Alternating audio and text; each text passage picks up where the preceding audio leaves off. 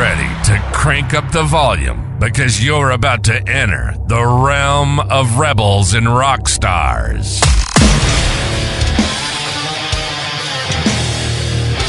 Unleashing the thunder from down under the stage. We're diving deep with a deviance of melody, rhythm, and chaos. Now push up your sleeves and get ready to dive into the pit. It's time for Sitting with the Slimy Bastards, Music Edition. We are here, another episode of the Slimy Bastard Podcast Show. It's Christmas time, joyous time of the year. I'm pleased with this guest. I've talked to old Mark Gus Scott for quite a while over social media and that. I actually met him a couple times back in the day of touring with Trixter, and the original drummer of Trixter, and fun guy to be around from what I remember, and does a lot with the veterans, and that's why I'm pleased to have him on. And Mark Gus Scott, welcome to the show. Jason, thanks so much for having me. And Kelly, how are you, my dear? Really appreciate the time. I'm good. I'm back on the Slimy Bastards. It's been a while. You know, it's been a while since I've had. Yeah, it's been a while since I've had Kelly on an episode with me, and I was actually catching up with her this morning for a minute, and I was like, "You should come on and do an episode with me, quick. This is what I got going on," and so she wanted to jump on, and here we are. God thanks for having me. I'm glad to meet you, Mark. The honor is mine, my dear. The honor is mine. I'm going to look at your little square on here a little more than Jason's. Just I hope he doesn't take offense. You know, Kelly and I grew up together in Clarion, Iowa, and we graduated a year apart from each other, and that was in mid 90s and that. But He's older. He's older, by the way. A year older. Sounds like I should be interviewing you. I want to hear some stories about that. There's a lot of stories I could go over, and but no, it is a good time, and that's back in the day, you know, before cell phones and that. So all you got is the stories and the memories, and I wanted to get into right. Yeah. But you know, Mark, the first time I seen you guys was on the tour with Kiss and Slaughter back in the day with when you guys were touring with that. And if I remember right, I want to say that was a Hot in the Shade tour for Kiss, or even the Revenge tour. Am I right on that? Yeah, Revenge in '92. Yep, that's right. Yeah, and you take that time frame, and that's actually, and I wanted to dive right into this with your Trixter days and that. To get on MTV with the video and that, Give It To Me Good was a big hit for you guys. Came right out of the gate where it kind of blew up for you guys. What was that time frame like for then? You know, it's funny when you say there's two perspectives. There's looking at us when we started the band several years prior to that, and then there's when you say something like you came right out of the gate. Do you know what a pain in the neck and how long it took to actually make that day happen? You know what I mean? Sure. Let's see. First, we signed the recording contract in May of '89. The record didn't come out until May of 1990. We filmed the video April 1990, something like that. It didn't get played until that September. So when you're dropping that kind of money on a project, and then right out of the gate, when we're done with it, we go to MTV and we go, "Hey, here's our new video. You got to check it out. You got to play it." They go, "Well, what's major radio doing with it?" And we were only doing well at the album-oriented rock stations, what they refer to as P2s and P3s. But they wanted to see what those P1 stations were doing, the commercial hit radio stations. And we didn't graduate to that level yet, to be honest with you. We were doing very well at album-oriented rock stations, college stuff like that. Z-Rock was very big at the time, and we were kicking it on there. But the big commercial stations, we were not, we weren't at that level yet. And MTV was like, "Hey, come on, you got to give us some big stuff here. We're not going to play just some schlock." So we go to major radio, and we're like, "Hey, here's our thing. We got our video. MTV's going to play it any day." And they go, "Whoa, you mean MTV's not playing it yet?" I'm like, "God damn it." You know, so I'm telling you, the rest of the world saw it. "Hey, these guys, wow, they're so big." Took freaking 10 years to get there, man. You know what I mean? Right. And that's the part that people don't see when I say there's two different perspectives. We had to endure the whole thing. You know, Yeah. everybody sees that time that it popped up on the top 10 countdown, but it Sure. took time to get there, and we were lucky to get a shot on MTV. Right. It's a lot. 'Cause you- It's a lot different now. Like, what about like some of the influencers in the music industry who just like go on TikTok and boom, they're like huge. Well, They let me haven't tell paid their dues like you guys had to do. they build their audience too, though. You got to get, again, there's the two perspectives. The poor guy, let's say, sitting in front of the camera and he has 2 followers and he's Yeah. trying to get to 2 million. It doesn't happen overnight necessarily, but Yeah. the thing that's Right. funny, the way you open the phrase, it's like today versus yesterday. Today, there's guys who have bands in New York and they sell out Madison Square Garden. The rest of the country doesn't know who the hell they are, which is pretty funny. But yes, you have the opportunity to do that. You're not at the mercy of a record company that's going to take you. You can take yourself international, and True. that's the coolest thing. And again, the day they come out with their 2 million, 5 million followers, and wow, holy cow, they got a billion hits and blah blah. It didn't happen overnight. They built that audience. Right. So again, there's that two perspective that a lot of people don't necessarily, get to see. Yeah. Right. I can speak to that because I've been doing well. Kelly helped me get this going with my podcast. I've been doing this now? I think it'll be going on 2 years coming May. Yep. And Very cool. I mean, it's taken me 2 years just to get to 14,000 followers on TikTok. And Well, so follow me on we'll TikTok. I increase that, my appreciate friend. it. No problem. God bless you. So, but touring in them days was a lot different than what it is now. I mean, like I said before, you didn't have the cameras, you didn't have a lot of that going on. But what was it like touring with Kiss back then? Because that was a huge tour. I got to tell you something. Getting the phone call from them was a dream come true. There were 2 bands that were big influences. Well, Pete will say no, but me, PJ, and Steve, it was Van Halen and Kiss. Those were the 2 that started us off. And Kiss, even in the mid '70s, were really it, so to speak. When I heard Right. Kiss Alive 2, 1977, that's what changed my life. You know what I mean? Sure. And Gene Simmons in particular was a major idol. Even though I'm a drummer, I always incorporated an attitude from people into the way I played. And he was always part of my persona, I guess. I resonated with him. Yeah. So I remember we were finishing up the second album and we were off the road for a while and we were all itching. We knew our agent and our manager were trying to get us some, see as far as a new tour to go support the second record.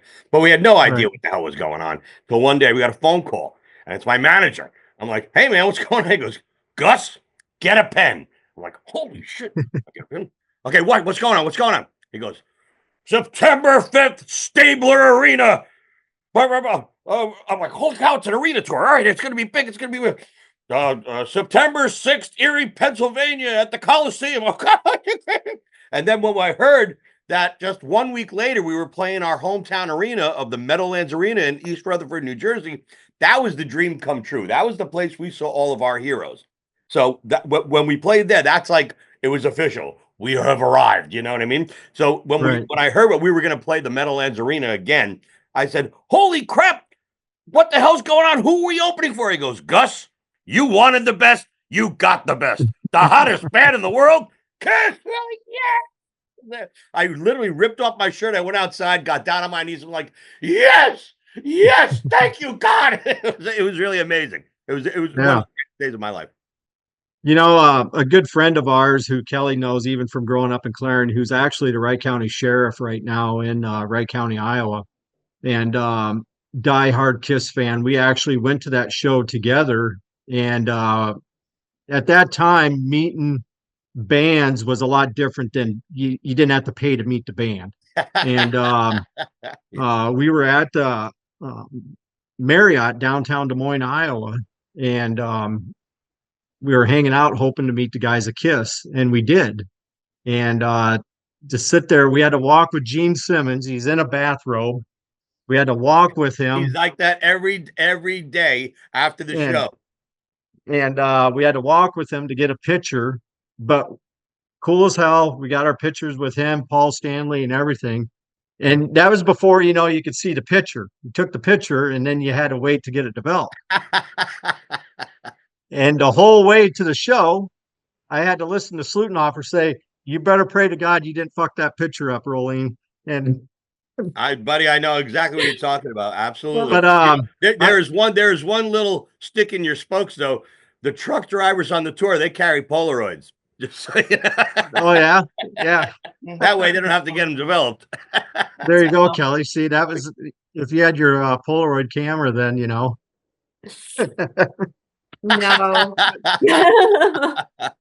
Sometimes it's But, good when you don't want someone else to have the evidence, That's Yeah. right.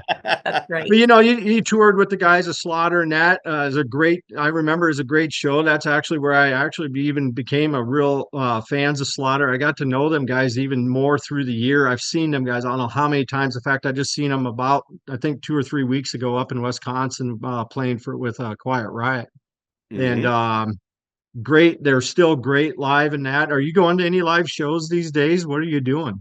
It's funny, irregularly I do. Just last week, a funny thing, I just was hanging with Blas Elias from Slaughter. He's with the Yeah. Trans-Siberian Orchestra, so I saw them Yep. last week.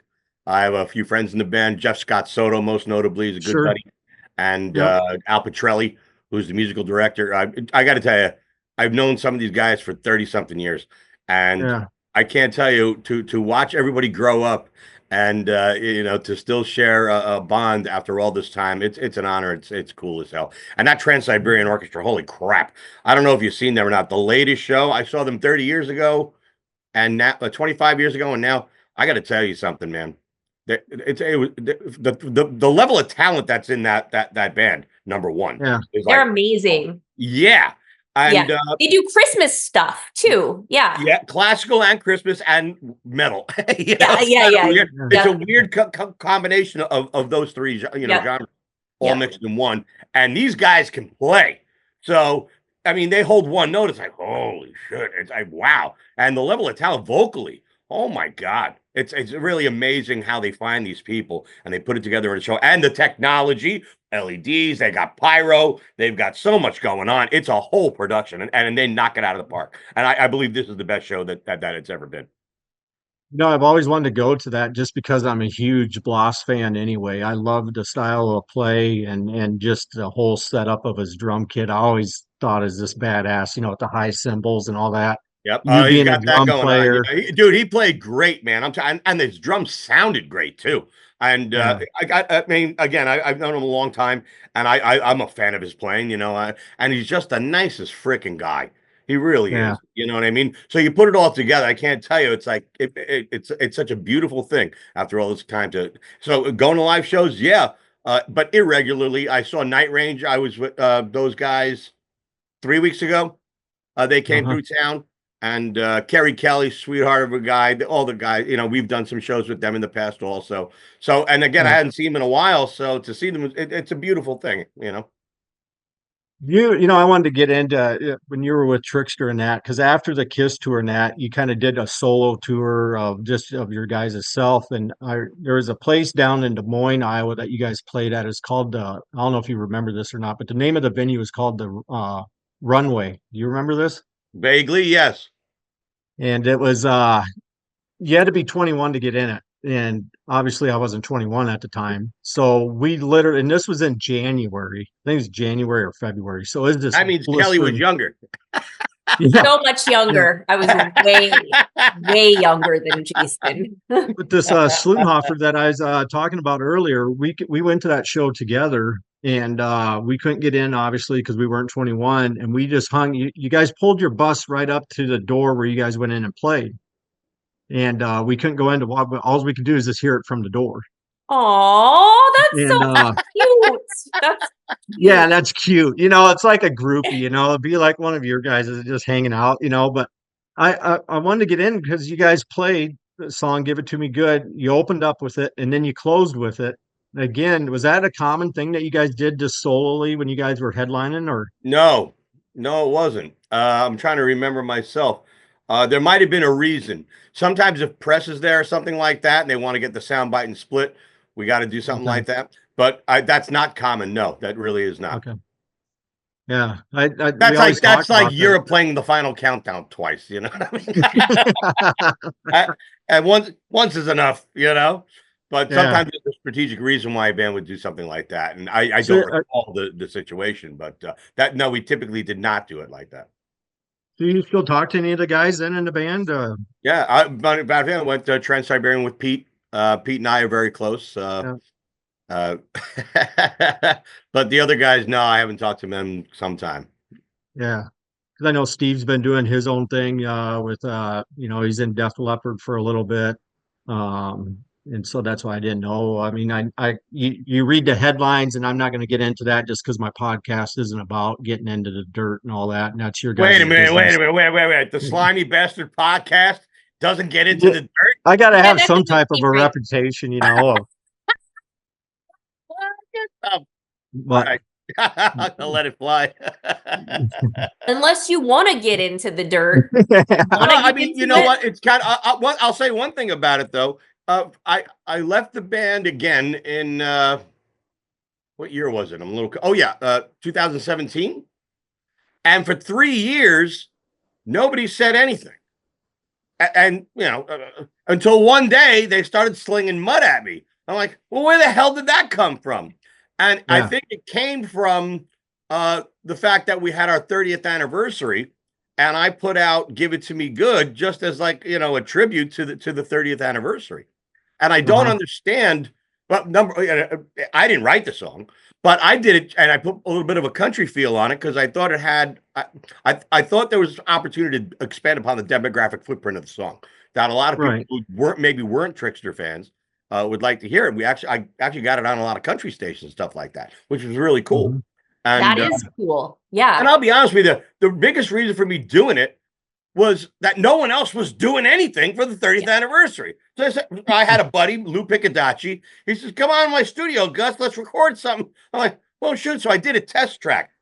And listen, I don't profess to be any great vocalist, you know what I mean? So I didn't really know. I was never comfortable with myself singing. I like doing backgrounds, but as a lead vocalist, I was like, I'm not the guy, you know? But we did a test track. Lou did some acoustic guitar, the opening, and I did the vocal. And we listened back, go, "Oh, shoot, that sounds pretty good. Let's freaking do this, you know?" So if you listen, go to YouTube, Mark Gus Scott, "Give It to Me Good." I love the way it came out sonically. I think it's fantastic. Particularly, I'm very proud of the background vocals. we really nailed them. But lead vocal, I still feel a little funny about it, but it came out pretty good. And the idea of doing nothing, I felt was just unacceptable. And I think they took offense towards that or something like that. I don't know. It wasn't like such a strategic thing. I did it and just said, "Whoa, let's do it," you know? Well, yeah, somebody had to celebrate that moment. It was an opportunity that you took, and somebody had to do something. I got to tell you, I got attention out of it so fooey. I really don't care. And the song came out sounding really good. So I was very happy, and that was it. I didn't try to make a comeback. Then COVID hit, so fooey. Yeah, love it, COVID. I want to get in. People don't know. Some people do, but a lot of people don't. Are you still playing the trumpet quite a bit? Funny you mentioned. I got to play Saturday. I'm a member of something called Bugles Across America, where it's a volunteer organization that plays for fallen service members. And I'm doing something for Wreaths Across America, something for Pearl Harbor. This Saturday, it's the anniversary of Pearl Harbor. So there's a memorial that I'll be playing taps for on behalf of the U.S. Navy.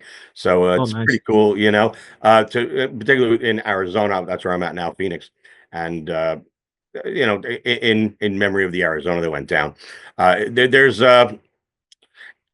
There's something really cool about that. And when I started this whole new vodka thing, American Premium Vodka, we give back to veterans. We built this brand to recognize veterans. That's really what it's all about. So it's my way of serving them, to give a little something back and put them on a pedestal, and that's where they belong. That really is. Right.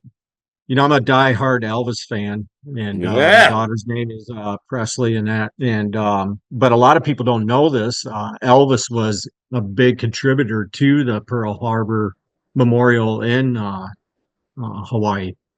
And I did not know that, but it doesn't surprise me. That's for sure. Yeah. So that's pretty cool. You're doing that, and I know you do a lot with the service and all that. And this is where I wanted to bring up. I'm in the summertime. My podcast is solely around racing, dirt track racing, and that.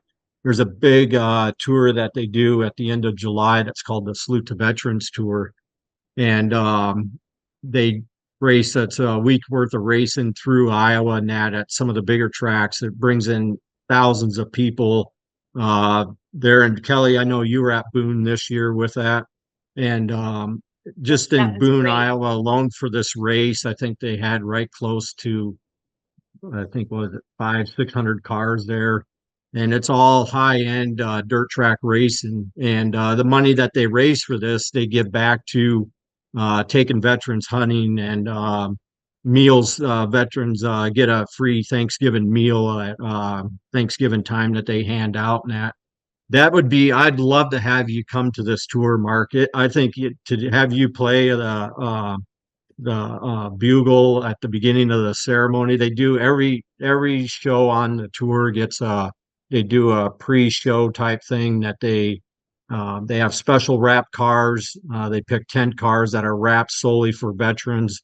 That'd be so cool for you to come out and experience that firsthand, and Dude, we you can let me promote know your when that's going vodka. to be. I'll be there. You tell me when the Um, next one is, because we also we have an alliance with Lenars Racing. Jamie Lenars, car number 22. He's on that tour, I believe, and you'll see the American Premium Vodka logo proudly displayed on his car.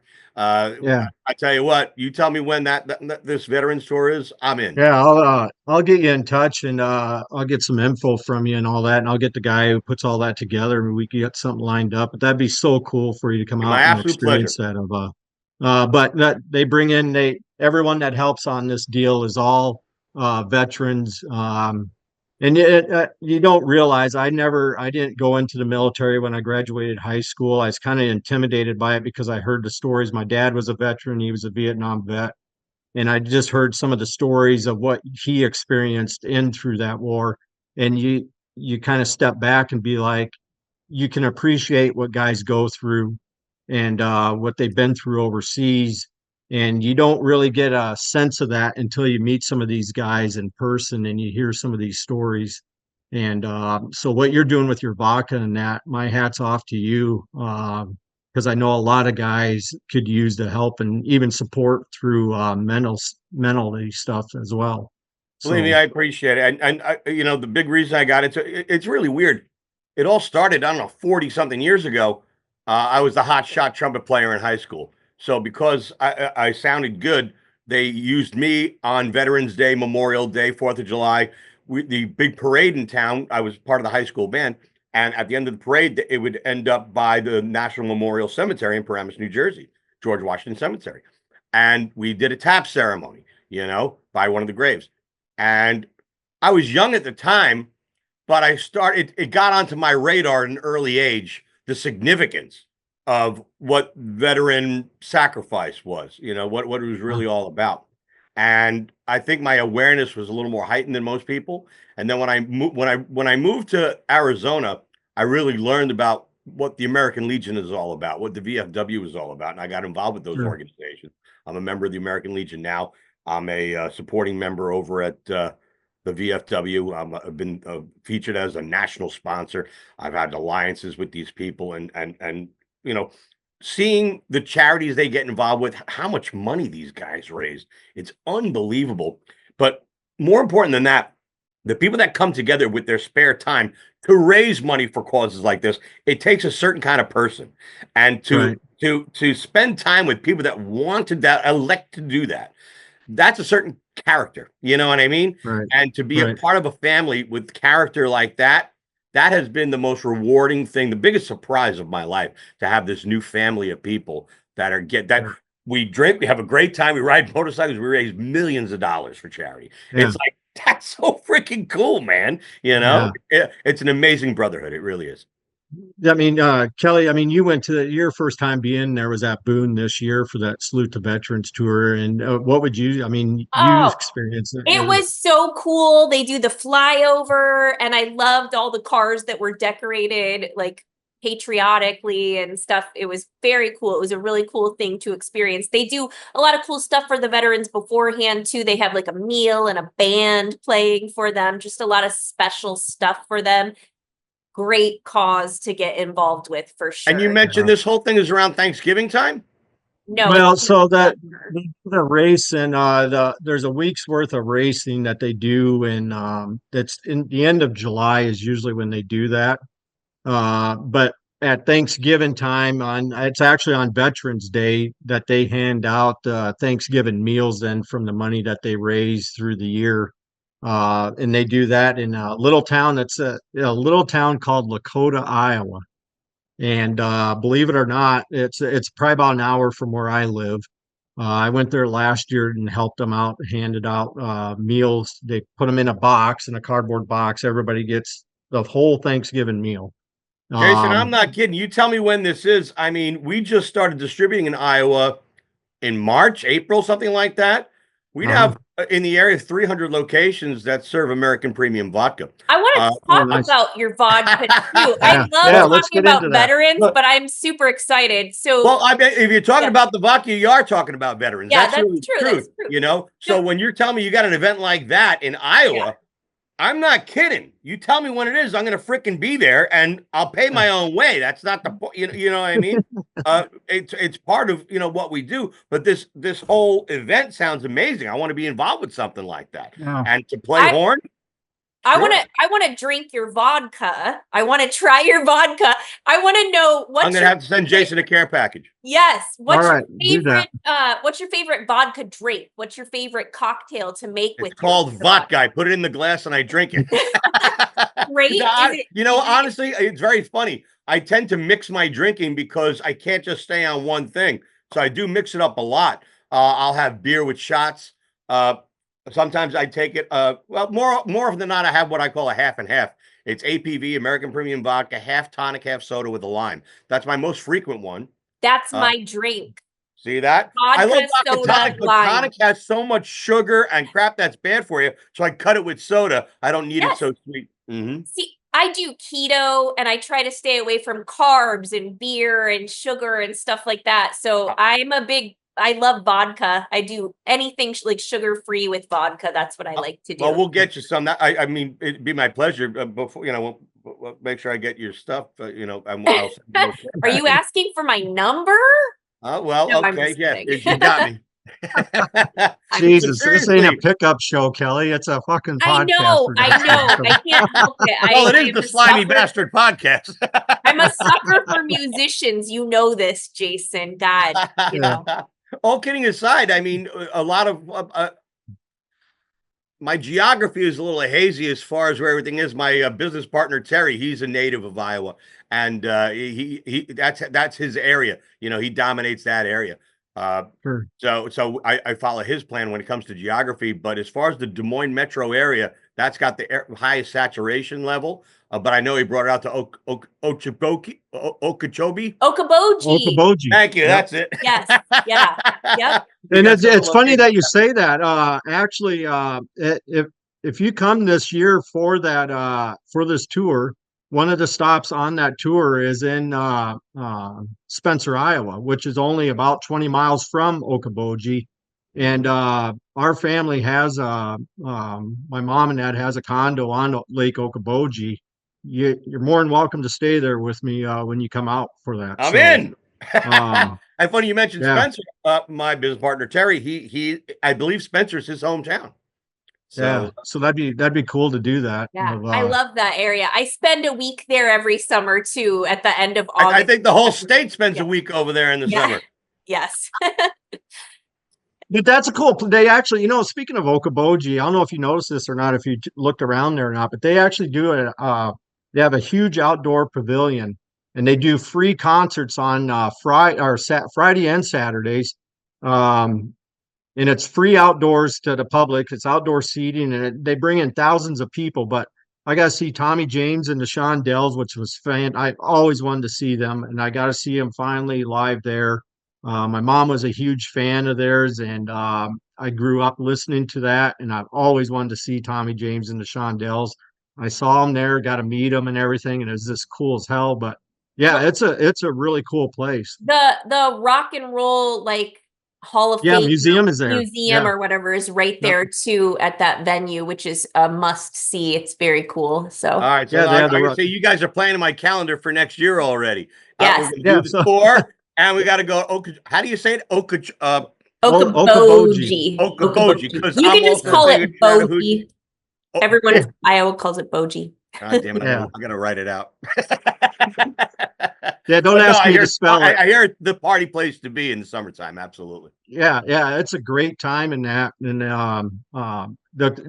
speaking of the Rock and Roll Hall of Fame, a lot of people don't know this either, but the bass player of Megadeth, Dave Ellison, or former bass player Dave Ellison of Megadeth, is actually from Jackson, Minnesota, which is only 15 miles from there. He's actually inducted into that Rock and Roll Hall of Fame there. Really? Okay, so his picture is there somewhere. I know they got a signed guitar or signed bass guitar or something of his there, but It's a very nice museum too. It's like brand new and really, really nice. Yeah. Well, maybe I have to go over there and donate a little something, get it on the wall. That'd be cool, man. Yeah. That would be well, I can take you over and we'll get you going. I'm not on kidding. That. You tell me when these things are happening. I'm there. Yeah. I am there. Yeah. And let me tell you something. Iowa is arguably our strongest market right now because the vodka is made from corn, and guess where 80% of the corn yield in America comes from.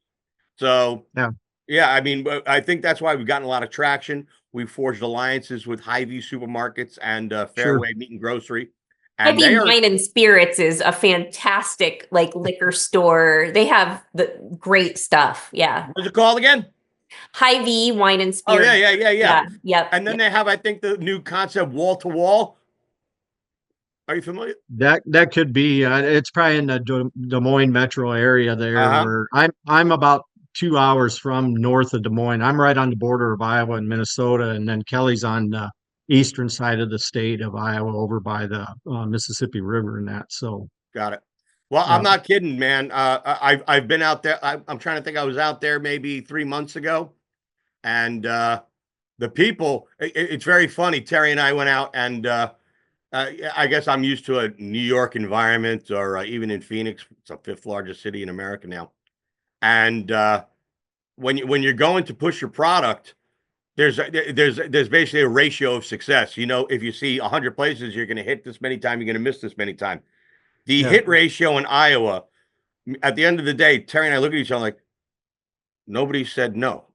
We're like, what's going on? Something's can't wrong. say no. We're so nice. We can't say no. Yeah, that's kind of what I'm getting at, man. It's like, Jesus Christ, we were just like, wow. But I think, to be quite honest with you, it is the heartland of America.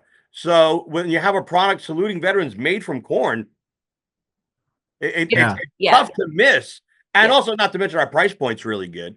But we know our place in the marketplace, and I think Iowa resonates with those qualities, and I think that's why we've had some great success out there. We like to drink too, but I've got my heart out now. It was awesome meeting you. I'm gonna duck out of this, but real pleasure, my dear. Thanks so much. I'll make sure I send a package to Jason. Make sure you get some of that. Okay, thanks for having me, guys. Yeah, talk to you later, Kelly. Mark, where did you get into doing the vodka? I mean, how'd that whole concept come up? Well, it all started one day. I happened to drink a lot of vodka, and I went to a local liquor store, and as I'm going down the aisle, I guess I was getting involved with the American Legion at the time, the VFW, and this brotherhood I was talking about before. So being part of America was really becoming more in the forefront of my mind. And as I go down the liquor aisle, I see this brand promoting the greatness of Finland, this one promoting the greatness of Sweden, this one promoting the greatness of Russia. And I realized not one goddamn not one damn vodka was promoting the greatness of America. And I was like, you got to be kidding me. But it really hit me. Like, literally, when you look at a bottle of Belvedere vodka, a great product, they have the capital of Poland right on the damn bottle, and it's beautiful. It's like they are opening their heart and trying to tell the public, this is the pride of our country. You should try this. You know what I mean? I think Finlandia does the same thing. Absolute, as far as Sweden, very similar. You know, whether you like the brands or not, this is the statement the company makes. And there was not one company making a statement about America. And I was like, Sure. are you freaking kidding me? You know, it's like, Right. so I literally stopped in the aisle. I said, am I going to be the one that has to do this? I was disgusted, particularly when it came to American Legions and VFWs. There's 12,000 American Legion posts across the country, and they were serving Russian vodka. You know what I Right. mean? So the idea that, I wanted to do something that with America in mind, and I wanted to do something bigger than me. I wanted to do something that was worth it, that was worth the effort, that something that I could get out of bed every day and really believe in doing, not Right. just, thank God I was in a position where, I had the opportunity to do something that I wanted to do, not because I had to do it, you know? So to find a cause that I believed in, that I thought was worthy, and to do it for veterans, I said, hello, this is what it's all about. So I came up with the idea, and I had a theme song. I had the mantra. I had it all pretty quickly. I sat with a consultant as far as the bottle type messaging, label design, logo, things like that.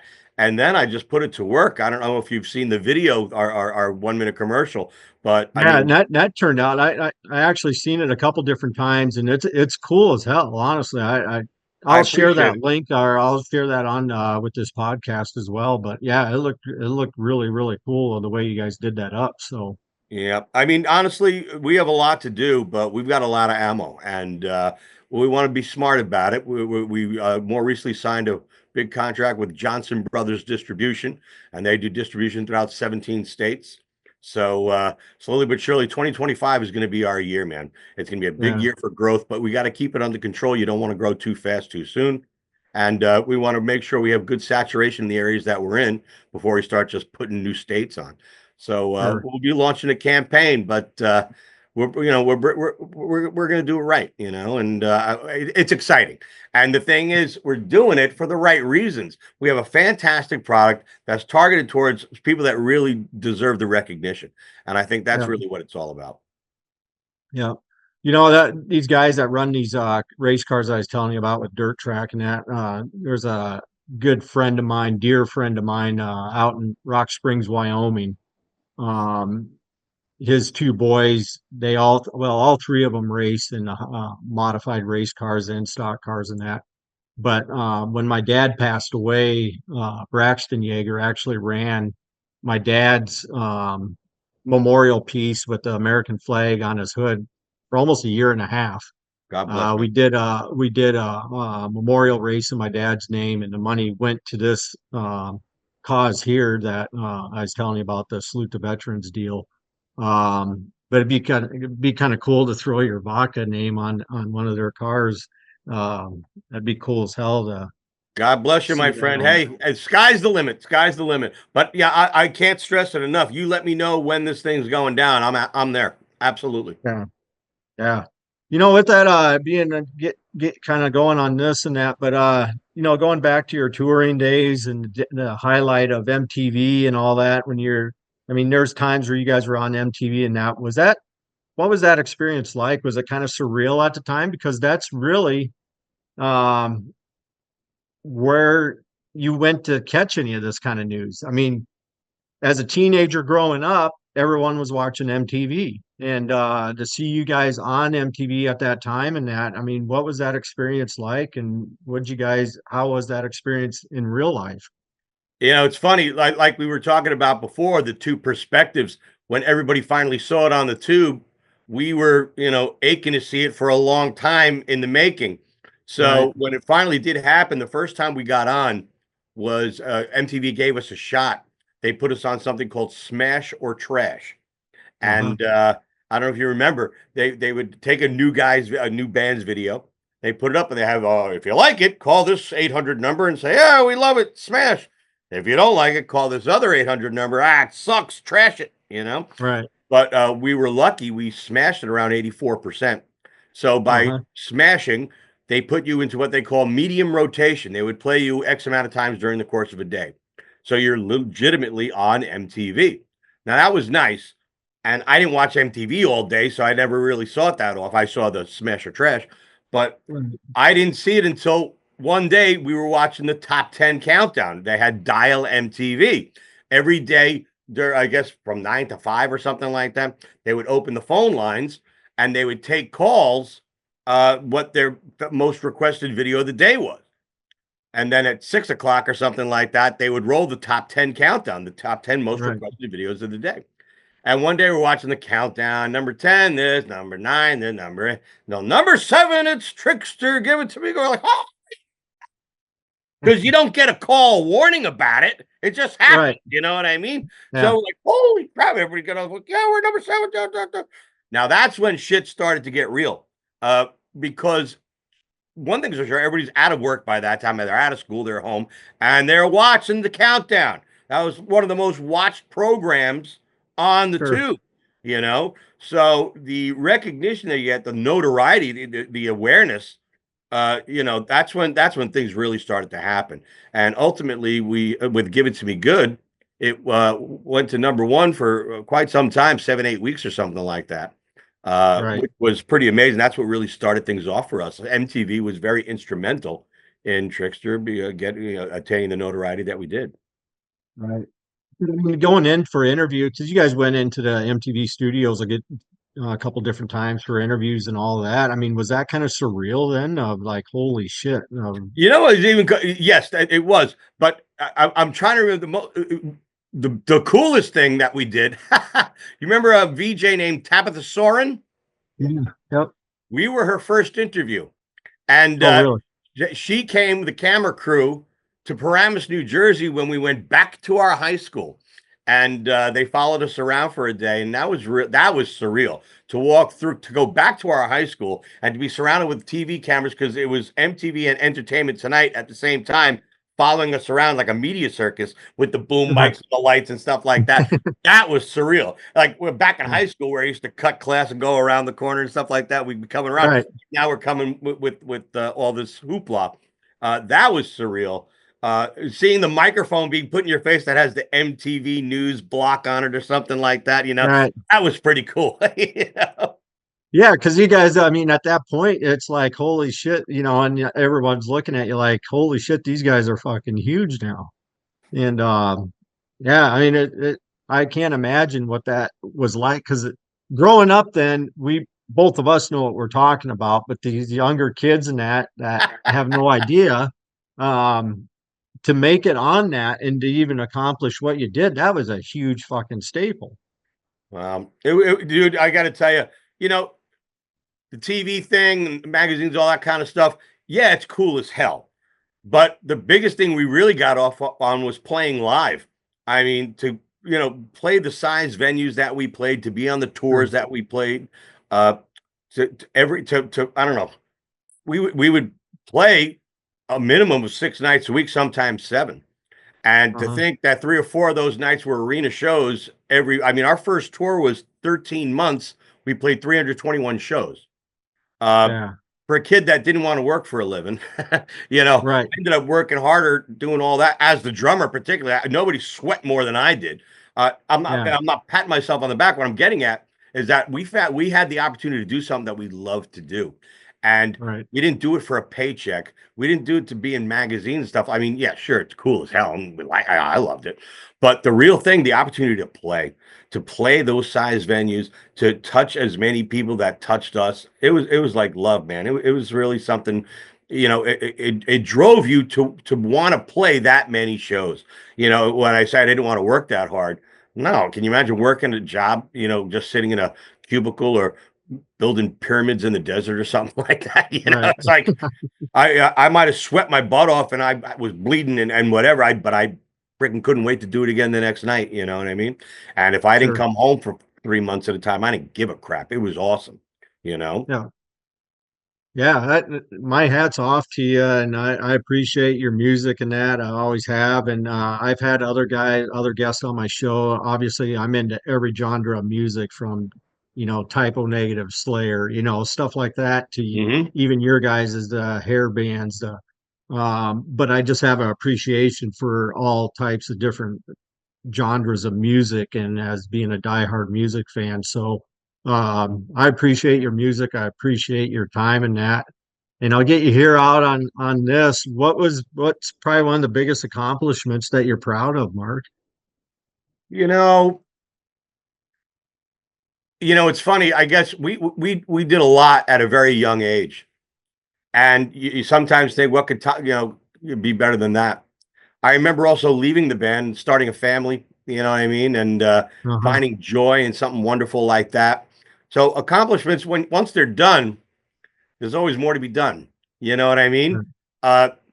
Uh, and like I said before, I found myself in a position not having to get a job because I needed to. It's like I had the opportunity to do something that I wanted to do, and I Yeah. think by doing something like that, that's bigger than, let's say, a shiny record on the wall. It's Yeah. like I have the opportunity to be a part of this family with the American Legion, with the VFW, and to create a product that to serve them. I think Yeah. that's something that I can't tell you gives me such. It fills my soul with joy. I mean, it may sound like Yeah. a line, but I got to tell you something, man. You know how many times I've cried at a VFW meeting? It's like Yeah. I am honored to be a part of something like that.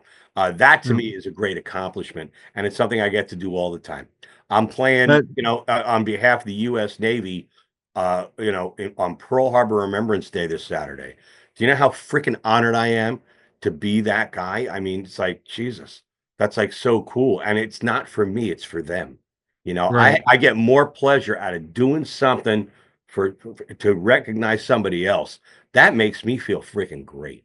And Yeah. maybe that's weird, but that's how it worked out for me. I think everybody should find, and what's great for me is not great for everybody, you know? Right. Like, so it's just funny because maybe you see somebody on TV and they're doing all this great stuff. You say, wow, I wish I could do that. And that's great. And everybody has the opportunity to do that. That's the thing, man. Right. But once that's already done, what's the next thing? Right. And to find something to define your life, to keep moving forward and to keep doing more.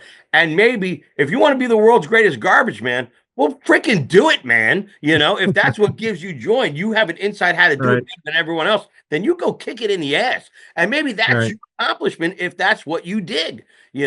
So what people value, what they see, that it can change from one person to the next. Let me tell you something. There's a lot of guys that don't want to go on the road. They don't want to play 321 shows in 13 months. I Right. respect that. It's more room for me. Yeah. Yeah. but everybody needs to find what's great for them. And at this stage of my life, I don't need to highlight me. I love shining light on others.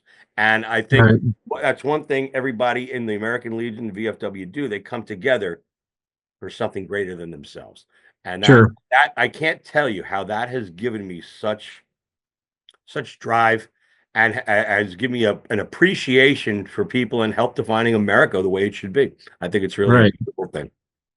That, and if you come out to this deal in July and that, just some of the stories, because they in um, beginning opening ceremonies of these races, they talk about the car and the wrap, and a lot of the cars are wrapped to different soldiers and that.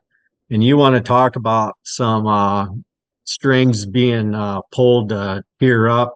Just listen Hmm. to some of them stories. This year they highlighted one of the cars was highlighted to the Sullivan brothers, who the three brothers were in Pearl Harbor that died on. Um, and there's a museum actually in Waterloo, Iowa, towards that.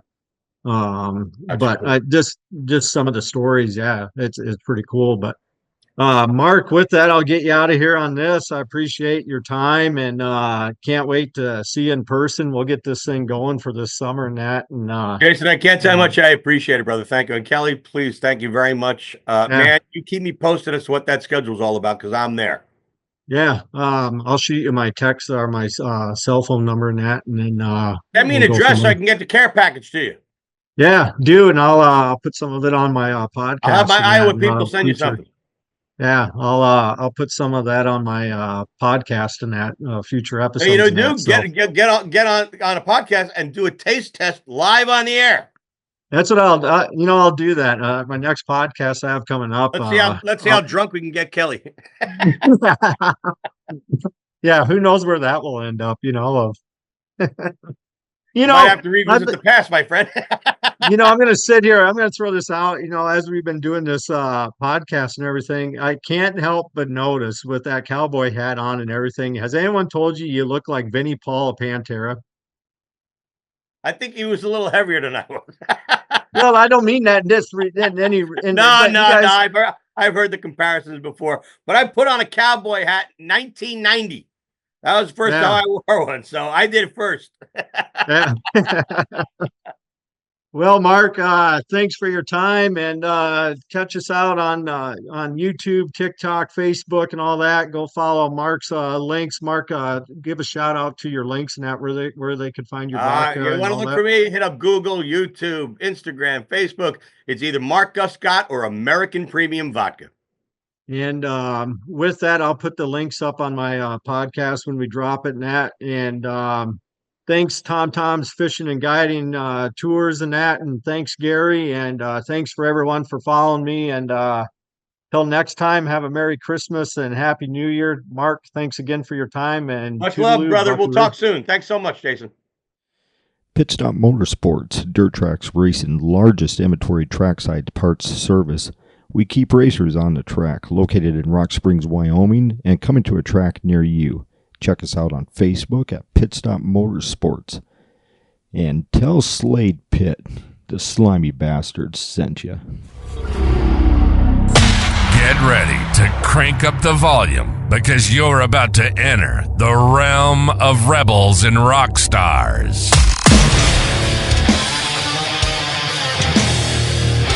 Unleashing the thunder from down under the stage.